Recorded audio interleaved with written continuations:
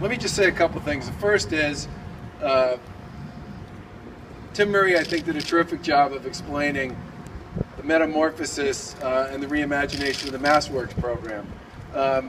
That combination of 5 programs and the flexibility and the ability to think differently and to think holistically about how to create partnerships, both state and local partnerships, but also public-private partnerships, and to use MassWorks as a catalyst to make that sort of development and those types of initiatives happen.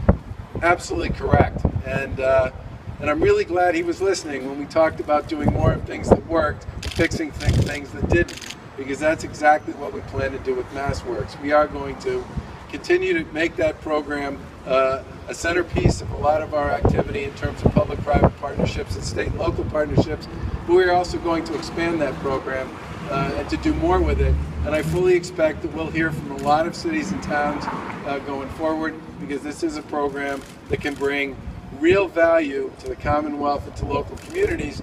But the other thing I want to say about it, we get the fact that we need to be making investments as a Commonwealth in good ideas outside 128. Whether you're talking about Worcester or Lowell or Lawrence or Springfield or Fall River or New Bedford, we get the fact that the Commonwealth's capacity to invest needs to spread from one end of Massachusetts to the other. And the opportunity that the MassWorks program gives us to create those sorts of investment opportunities across the Commonwealth is a critical part of our economic development strategy. The only other thing I want to say, Karen's a former local official, I'm a former local official, Jay Ash, who's the Secretary of Economic Affairs, is a former local official. We get the fact that you can't be a great Commonwealth unless you have great communities. And that's the reason why we're going to continue to grow our participation in the MassWorks program.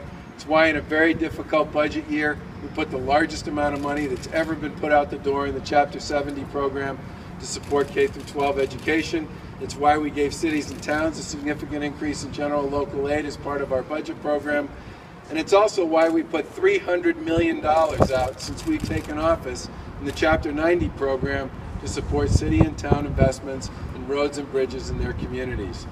We get the fact that Massachusetts, to be truly great, needs to have great cities and towns from one end of the state to the other. And our opportunity to participate as an administration in projects like this is exactly what we believe our economic development strategy should be all about.